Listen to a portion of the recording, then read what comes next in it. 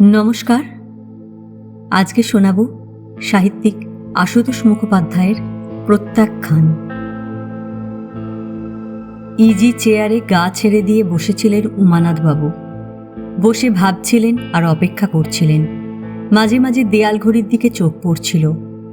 ৮টার টং টং আওয়াজ শেষ হবার আগেই সিঁড়িতে পরিচিত পায়ের শব্দ কানে এলো। অভ্যস্ত ব্যস্ত সমস্ত পায়ের শব্দ নয়, কিছুটা ধীর স্থির। তবু এ পদক্ষেপ চেনেন উমানাথবাবু। ঘরে কেউ এসেছে অনুমান করেই যেন ঘাড় ফেরালেন। তারপর ঈষৎ বিস্ময় বাইরের দিকে তাকালেন। টিপ টিপ করে বৃষ্টি পড়ছে, খেয়াল করেননি এতক্ষণ। প্রিয়নাথের দামি কোট আর পুরু চশমার কাছে জলের ছিটা দেখে খেয়াল হলো। ভিজলি নাকি?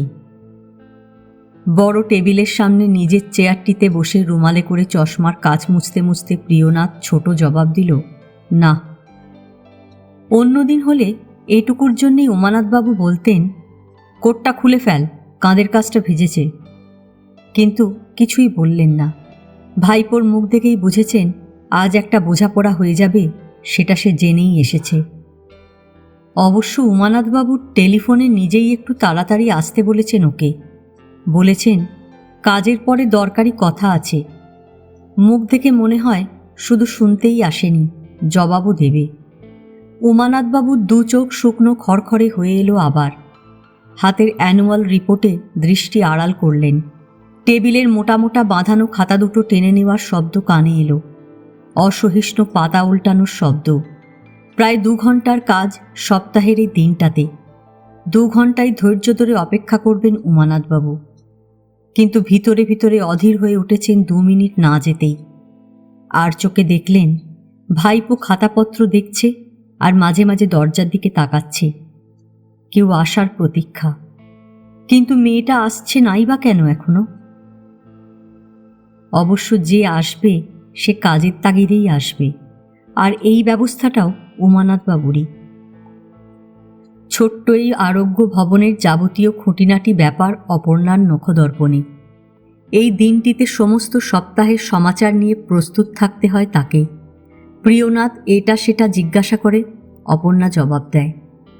কোন প্রত্যাশিত জায়গা থেকে চাঁদা এলো না, সারা সপ্তাহে কি লাগবে না লাগবে, ইত্যাদি ইত্যাদি। সোজা হয়ে বসলেন উমানাথবাবু। বাইরে হালকা পায়ের শব্দ। আসছে। অ্যানুয়াল রিপোর্ট কোলের ওপর রেখে ফিরে তাকালেন। চৌকাঠের কাছে ঈষৎ থমকে দাঁড়ালো অপর্ণা। তারপর পায়ে পায়ে টেবিলের কাছে এলো। বসার কথা, কিন্তু বসল না, দাঁড়িয়েই রইল। কিছু বলবে বোধহয়। প্রিয়নাথ মুখ তুলতে টেবিলের একটা ফাইলের নিচের থেকে কতগুলো লেখা কাগজ এগিয়ে দিল অপর্ণা। বলল, এ সপ্তাহের সমস্ত রিপোর্টেতে লেখা আছে। আমি নিচে একটু ব্যস্ত আছি, দরকার হলে ডাকবেন। ২-১ মুহূর্ত অপেক্ষা করে যেমন এসেছিল তেমনি চলে গেল। এতেও মনে মনে বিরূপ হলেন উমানাথবাবু। প্রচ্ছন্ন মেজাজের আভাস পেলেন। এ দিনের এ সময়টায় ব্যস্ত থাকার কথা নয়। ইচ্ছে হলো ডেকে এখানেই বসিয়ে রাখেন, বসিয়ে রেখে জব্দ করেন। বলেন এখানে বসে থাকাটাই এ সময়ের কাজ। কিন্তু ডাকতে পারলেন না, কিছু বলতেও পারলেন না। কোথায় যেন ভারী সবল আর সহজ একটা জোর আছে মেয়েটার, সেটুকু খর্ব করতে উমানাথের নিজেরই সংকোচ। ৭ বছর আগের সেদিনটার কথা ভোলেননি।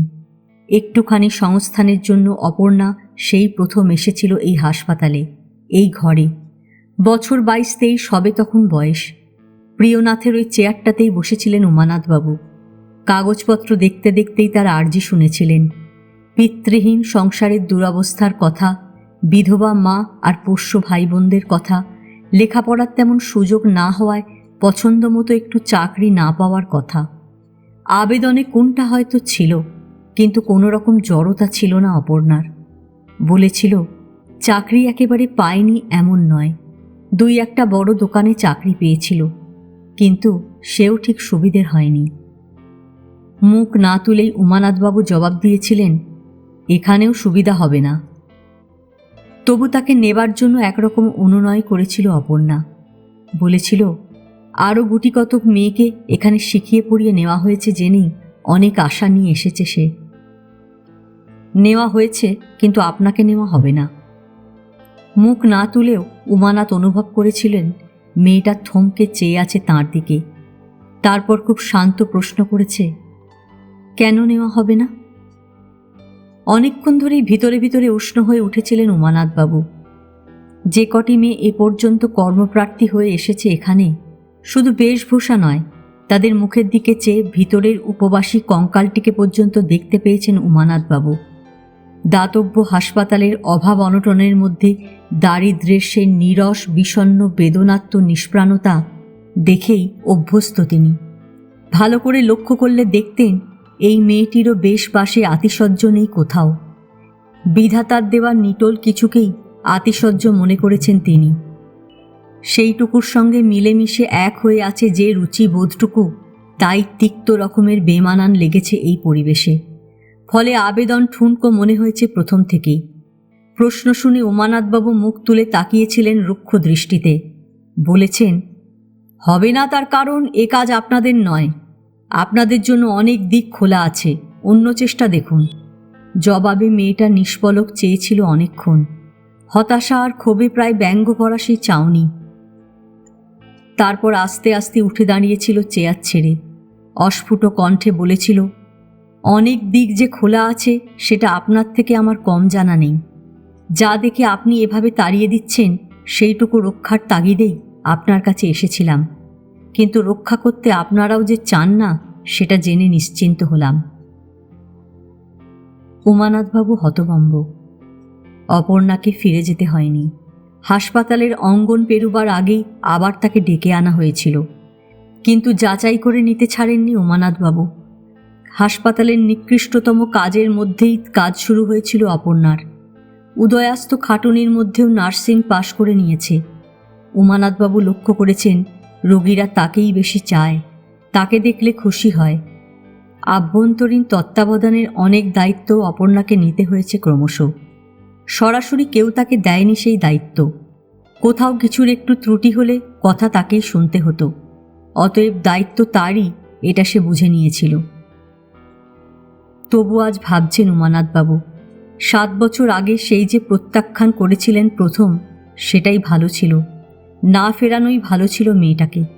আজ পর্যন্ত যেমন চেয়েছেন উমানাথবাবু, ঠিক তেমনিটিই হয়ে আসছে। মায়ের নিঃসম্বল মৃত্যুশয্যায় সংকল্প করেছিলেন হাসপাতাল করবেন। হাসপাতাল হয়েছে। এক ঘরের আরোগ্য ভবনের আস্ত একটা দালান হয়েছে। সরকারি সাহায্য নেই এতে। যা কিছু সবই ভিক্ষালব্ধ।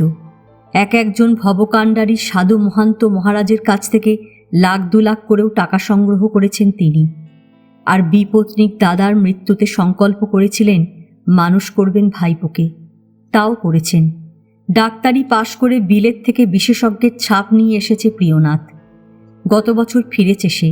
সবই সংকল্প মতো হয়েছে। কিন্তু এবারে যা হতে চলেছে সেটা তিনি চান না। নিজে সংসারী হবার ফুরসত না পেলেও বিয়ের ব্যাপারে জাতবর্ণ মানেন। জাতবর্ণের কথা বাদ দিলেও হাসপাতালের মধ্যে এরকম একটা লঘু দৃষ্টান্ত কিছুতে বরদাস্ত করবেন না তিনি। লোক হাসবে। হাসপাতাল নিয়ে 5 জনে 5 কথা বলবে। আরও জোনাকতক ছোকরা ডাক্তারের আনাগোনা আছে এখানে। অল্প বয়সী নার্সও আছে কয়েকটি। 5 জনের শুভেচ্ছা যে হাসপাতালের মূলধন, সেখানে এসবের প্রশ্রয় দেওয়া দূরে থাক, প্রয়োজন হলে নির্মম হতে পারেন উমানাথবাবু। তাই হয়েছেন।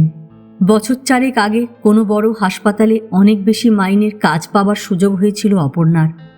খবরটা শুনে উমানাথবাবু তখন ভারী অবাক হয়ে শুধু জিজ্ঞাসা করেছিলেন, তুমি কি যাবে নাকি? অপর্ণা কিছু বলেনি এবং সেই থেকে চেষ্টাও করেনি আর।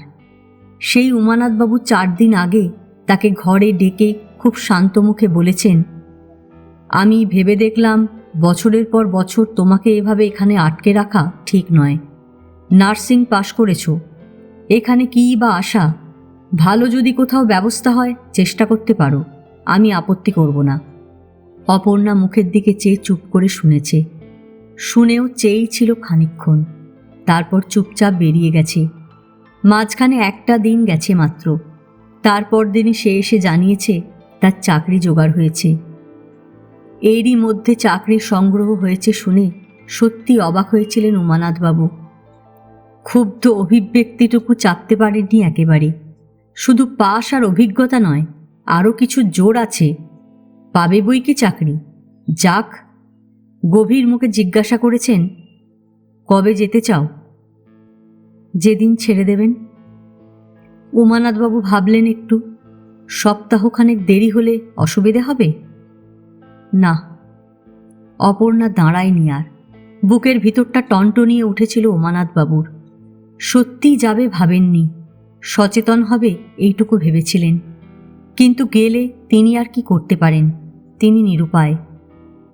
ভেবেছিলেন সব মিটে গেল, কিন্তু উমানাথবাবুর গতকালের ক্ষোভ প্রায় দুঃসহ। ওদের নির্লজ্জতায় সমস্ত দিন মনে মনে জ্বলেছেন তিনি। বাসের অপেক্ষায় দাঁড়িয়েছিলেন। চোখের সামনে দিয়ে বেরিয়ে গেল প্রিয়নাথের ছোট গাড়িটা, পাশে অপর্ণা। জনাকীর্ণ রাস্তায় যে স্পিডে উধাও হলো গাড়িটা, তাও আপত্তিকর। সেদিনই হাসপাতালে দেখা হয়েছে অপর্ণার সঙ্গে, কিন্তু বিতৃষ্ণায় একবারও ফিরেও তাকাননি তিনি। উমানাথবাবু মুখ তুলে দেখেন ভাইপো হাত গুটিয়ে বসে আছে চুপচাপ, অপেক্ষা করছে। হয়ে গেল? হ্যাঁ, তুমি কি বলবে বলছিলে? নড়ে চড়ে বসলেন উমানাথবাবু। বলবো। ভিড়ের মধ্যে অত জোরে গাড়ি চালাস কেন? কাল দেখলাম। চকিতে ফিরে তাকালো প্রিয়নাথ, জবাব দিল না। বেশ ধীরে সুস্থেই আবারও বললেন উমানাথবাবু, আমাদের ওই নার্সটিকেও দেখলাম তোর সঙ্গে কাল। বাইরের কেস ছিল কিছু? চেয়ার শুদ্ধ ঘুরে বসল প্রিয়নাথ, প্রায় মুখোমুখি। কয়েক নিমেষ চেয়ে থেকে নিরুত্তাপ জবাব দিল, না, একটা প্রস্তাব ছিল বিয়ের। ও। মুখে কঠিন গাম্ভীর্য উমানাথবাবুর। তা এ ব্যাপারে আমার মত নেওয়াটা দরকার মনে করিসনি বোধ হয়? দরকার হলে নিতম, দরকার হয়নি। উমানাথবাবুর থমথমে মুখে আত্মসংবরণের শেষ চেষ্টা। আর এক মুহূর্ত, তারপরেই মর্মান্তিক কিছু বলে ফেলতেন হয়তো, মর্মান্তিক কিছু ঘটে যেত। কিন্তু তার আগেই আরও ঠান্ডা গলায় কথাটা শেষ করল প্রিয়নাথ। বলল, তিনি রাজি হননি, প্রস্তাব বাতিল করেছেন। একটু হেসেই চেয়ার ছেড়ে উঠে দাঁড়ালো সে। উমানাথবাবু যেন হঠাৎ হকচকিয়ে গেছেন একেবারে। বিস্মিত নেত্রে চেয়ে রইলেন। এই প্রথম মনে হলো হাসি সত্ত্বেও বেশ শুকনো দেখাচ্ছে ভাইপোর মুখখানা। প্রিয়নাথ বলল, চলি, কাজ আছে একটু। দরজার দিকে পা বাড়িয়েও থামল আবার। ঘুরে জিজ্ঞাসা করল, শুনলাম উনি চলে যাচ্ছেন এখান থেকে, ঠিক নাকি? উমানাথবাবু জবাব দিতে পারলেন না, সামান্য মাথা নাড়লেন। চোখে চোখ রেখে আবারও একটু হাসল প্রিয়নাথ, তারপর চলে গেল। কতক্ষণ বসেছিলেন উমানাথবাবু ঠিক নেই, কি ভাবছিলেন তাও খেয়াল নেই। সচকিত হলেন একসময়। চায়ের পেয়ালা নিয়ে অপর্ণা ঘরে ঢুকেছে। ব্যস্তভাবে ঘড়ির দিকে তাকালেন তিনি। ঠিক এই সময় এক পেয়ালা চা খান বটে, অপর্ণাই দিয়ে যায়। আজও ব্যতিক্রম হয়নি। হাত বাড়িয়ে চা নিলেন। অপর্ণা ব্যস্ত হাতে টেবিলের ফাইলপত্র গোছাতে লাগল। উমানাথবাবু কিছু বলবেন ভাবছেন। বলবেন, সত্যি হাসপাতাল থেকে ওকে ছাড়তে চাননি তিনি। বড় হাসপাতালে যে মাইনে পাবে তাও তিনি দিতে রাজি আছেন জানাবেন। টেবিল গুছিয়ে অপর্ণার সামনে এলো, শূন্য পেয়ালাটা নেবে। মনে মনে প্রস্তুত হয়েছেন উমানাথবাবু, কিন্তু মুখের দিকে চেয়ে কিছুই বলা হলো না। বলতে পারলেন না। পেয়ালাটা ফেরত দিলেন শুধু। অপর্ণা চলে গেল। উমানাথবাবু স্থানুর মতো বসে। ভাইপোর শুকনো মুখ আর শুকনো হাসিটুকু কোথায় যেন নাড়া দিচ্ছে। অপর্ণাকে থাকতে বলার ইচ্ছেটাও ফিরে যেন তাকেই বিদ্রূপ করছে। বড় করে একটা স্বস্তির নিঃশ্বাস ফেলতে চেষ্টা করলেন উমানাথবাবু। সব ভয় ভাবনার অবসান। তবু স্বস্তি বোধ করতে পারছেন না উমানাথবাবু। তিনি প্রত্যাখ্যান করতে চেয়েছিলেন, কিন্তু উল্টে একটা প্রত্যাখ্যানের যাতনা যেন খচখচ করে বিঁধছে কোথায়। এ গল্প এখানেই শেষ। গল্প পাঠ ভালো লাগলে লাইক, শেয়ার, কমেন্টস করতে ভুলবেন না। এখনও যারা আমার চ্যানেলটা সাবস্ক্রাইব করেননি তাদের সকলের কাছে অনুরোধ রইল, প্লিজ আমার চ্যানেলটা সাবস্ক্রাইব করে নেবেন। পাশে যে বেল নোটিফিকেশনটা আছে সেটা অবশ্যই প্রেস করে দেবেন। আজকের মতন নমস্কার।